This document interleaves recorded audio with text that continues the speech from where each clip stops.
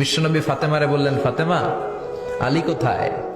ফাতেমা বলল, আপনার জামাই আলী আমার সাথে ঝগড়া করে বাইরে গেছে। বিশ্বনবীর চেহারাটা আগুনের গোলার মতো লাল হয়ে গেল। বিশ্বনবী ডেকে বললেন, ফাতেমা, তুমি বিশ্বনবীর মেয়ে হতে পারো, কিন্তু আলী তোমার স্বামী। আলী যদি তোমার উপর নাখোশ থাকে, জান্নাতের দরজা তোমার জন্য খুলবে না। কোথায় গেছে আলী, কোথায়? বললেন যে মসজিদে নববীতে গেছে। বিশ্বনবী যে দেখলেন বালির উপরে আলী শুয়ে আছে।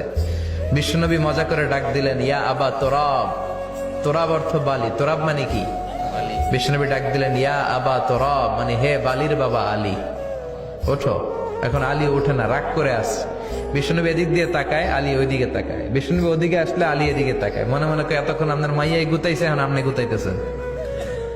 বিশ্বনবী যাই বললো, আলী রাগ করো না, ওঠো, তুমি আমার চাচাতো ভাই, আমার ঘরেই তো তুমি মানুষ হয়েছো।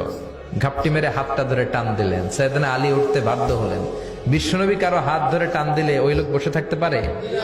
উঠে গেলেন, ঘরে নিয়ে আসলেন। নিয়ে এসে বিশ্বনবী খাটের মাঝখানে শুইলেন। ডান দিকে শোয়ালেন আলীকে, বাম দিকে শোয়ালেন ফাতেমাকে। এবার মেয়ের জামাইকে আর মেয়েকে বুঝাতে লাগলেন, নসিহত করতে লাগলেন, গল্প শোনাতে লাগলেন। কি রোমান্টিক শ্বশুর! এরকম রোমান্টিক শ্বশুর পৃথিবীতে দ্বিতীয়টা খুঁজে পাওয়া যাবে? সুবহানাল্লাহ পড়েন। বিশ্বনবীর কাজই ছিল ঝগড়া লাগলে এরকম মিলায়া দেওয়া। কি করা? মিলায়া